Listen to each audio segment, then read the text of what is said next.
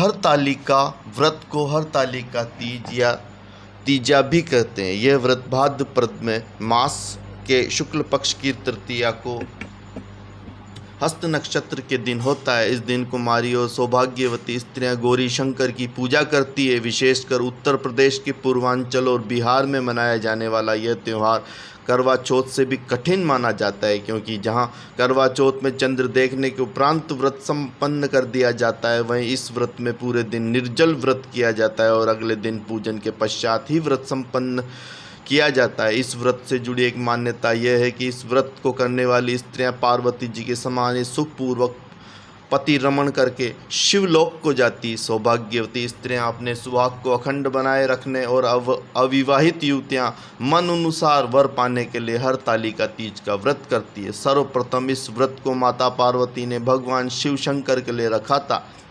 इस दिन विशेष रूप से गौरी शंकर का ही पूजन किया जाता है। इस दिन व्रत करने वाली स्त्रियां सूर्योदय से पूर्व ही उठ जाती हैं और नहा धोकर पूरा श्रृंगार करती। पूजन के लिए केले के पत्तों से मंडप बनाकर गौरी शंकर की प्रतिमा स्थापित की जाती है। इसके साथ पार्वती जी को सुहाग में भजन कीर्तन करते हुए जागरण कर 3 बार आरती की जाती है और शिव पार्वती की विवाह की कथा सुनी जाती है। इस व्रत की पात्र कुमारी कन्या एवं सुहागिनें महिलाएं दोनों ही हैं, परंतु एक बार व्रत रखने के उपरांत जीवन पर्यंत इस व्रत को रखना पड़ता है। यदि व्रती महिला गंभीर रोगी स्थिति में हो तो उसके स्थान पर दूसरी महिला उसका पति भी इस व्रत को रख सकने का विधान है। अधिकतर यह व्रत पूर्व उत्तर प्रदेश बिहार के लोग मनाते हैं। महाराष्ट्र में भी इस व्रत का पालन किया जाता है, क्योंकि अगले दिन ही गणेश चतुर्थी के दिन गणेश स्थापना की जाती है। इस व्रत के व्रती को शयन का निषेध है, इसके लिए उसे रात्रि में भजन कीर्तन के साथ रात्रि जागरण करना पड़ता है। प्रातः काल स्नान करने के पश्चात श्रद्धा एवं भक्तिपूर्वक किसी सुपात्र सुहागिन महिला को श्रृंगार सामग्री, वस्त्र, खाद्य सामग्री, फल, मिष्टान, यथाशक्ति आभूषण का दान करना चाहिए। यह व्रत बहुत ही महत्वपूर्ण माना जाता है। प्रत्येक सौभाग्यवती स्त्री को इस व्रत को रखना चाहिए। महिलाएं यह व्रत पति की लंबी आयु, सुखी वैवाहिक जीवन और माता पार्वती के समान अखंड सौभाग्य की कामना से करती हैं। हरतालिका तीज में कुछ बातों का विशेष ध्यान रखना चाहिए। गलती से भी ऐसा कुछ काम नहीं करना चाहिए, अन्यथा भगवान भोलेनाथ नाराज हो जाते हैं और जीवन साथी के लिए समस्याएं पैदा हो सकती है। आइए जानते हैं कौन से कार्य हरतालिका तीज पर नहीं करने चाहिए। सनातन धर्म में काले रंग को अशुभ माना जाता है। काले रंग को नकारात्मक प्रभाव से जोड़कर देखा जाता है। जैसा कि सब जानते हैं कि हरतालिका तीज पर व्रत सुहाग के लिए रखा जाता है, इसीलिए इस दिन व्रती को काले वस्त्र और काले रंग की चूड़ियों को नहीं पहनना चाहिए। हरतालिका तीज पर पवित्र मन से व्रत रखना चाहिए। इस दिन क्रोध, घृणा, विवाद जैसी नकारात्मक चीज़ों से बचने की आवश्यकता होती है। इस दिन आप पति के साथ वाद विवाद या झगड़ा न करें। ऐसी कोई बात न करें जिससे उनके मन को ठेस पहुंचे। हिंदू धर्म में सिंदूर भाव यानी के प्रतीक के रूप में देखा जाता है। हरतालिका तीज के दिन सिंदूर का अनादर न करें, इसे इधर उधर न फेंकें, सिंदूर को सदैव सिंदूर खाने में ही रखें। हरतालिका तीज के दिन माता की पूजा के साथ भगवान गणेश और महादेव की पूजा भी करें। गणेश जी प्रथम पूज्य हैं। शिव के साथ ही पार्वती जी पूर्ण मानी जाती है। गणेश और शिव जी की पूजा न करने से माता पार्वती नाराज हो सकती है, जिसकी वजह से हरतालिका तीज व्रत अपूर्ण माना जा सकता है। हरतालिका तीज वाले दिन आप किसी भी महिला का अपमान न करें। महिलाएं अपनी सास या अपने से बड़ी दूसरी सुहागन महिलाओं का सम्मान करेंगी तो वे आपको सौभाग्य को बने रहने का आशीर्वाद देंगी। इसके विपरीत यदि आप उनका अपमान करती हैं तो भगवान भोलेनाथ आपसे रुष्ट हो सकते हैं। यदि आप हरतालिका तीज का व्रत रख रहे हैं तो व्रत खोलते समय कोई भी तामसिक भोजन न करें। रात में सोने से बचना चाहिए और भजन कीर्तन करते रहना चाहिए। गर्भवती महिलाओं को हरतालिका तीज का व्रत नहीं रखना चाहिए। आपकी आत्मा शुद्ध और पवित्र होनी चाहिए। किसी भी चीज़ के बारे में नकारात्मक विचार नहीं होने चाहिए।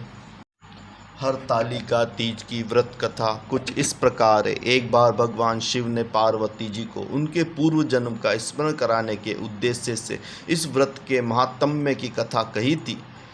श्री भोले शंकर बोले, है गौरी, पर्वतराज हिमालय पर स्थित गंगा के तट पर तुमने अपनी बाल्य अवस्था में 12 वर्षों तक अधोमुखी होकर घोर तप किया था। इतनी अवधि तुमने अन्न न खाकर पेड़ों के सूखे पत्ते चबाकर व्यतीत किए। माघ की विकराल शीतलता में तुमने निरंतर जल में प्रवेश करके तप किया।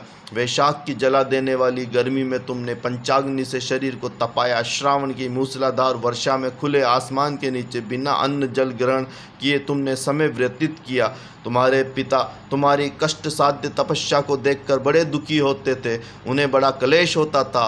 तब एक दिन तुम्हारी तपस्या तथा पिता के क्लेश को देखकर नारद जी तुम्हारे घर पधारे। तुम्हारे पिता ने हृदय से अतिथि सत्कार करके उनके आने का कारण पूछा।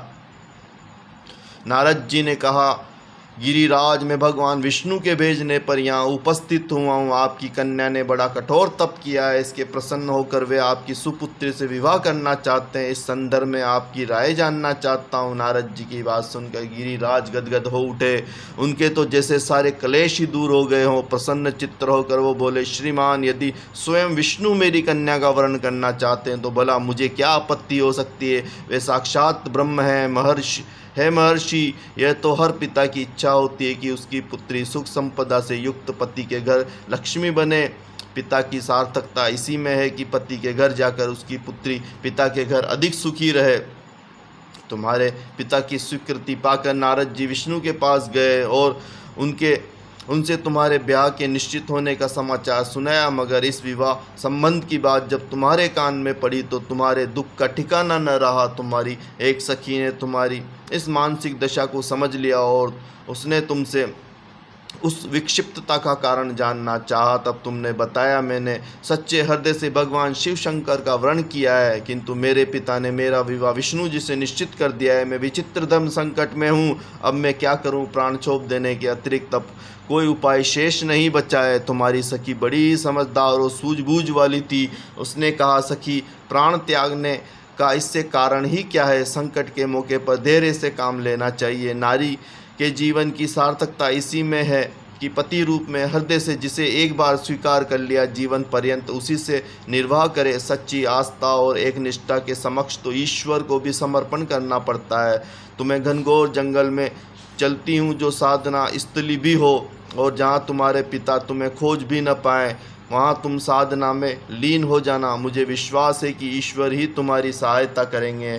तुमने ऐसा ही किया। तुम्हारे पिता तुम्हें घर पर न पाकर बड़े दुखी हुए तथा चिंतित हुए। वे सोचने लगे कि तुम जाने कहाँ चली गई। मैं विष्णु जी से उसका विवाह करने का प्रण कर चुका हूँ। यदि भगवान विष्णु बारात लेकर आ गए और कन्या घर पर न हुई तो बड़ा अपमान होगा। मैं तो कहीं मुंह दिखाने के योग्य भी नहीं रहूँगा। यही सब सोचकर गिरिराज ने जोर शोर से तुम्हारी खोज शुरू करवा दी।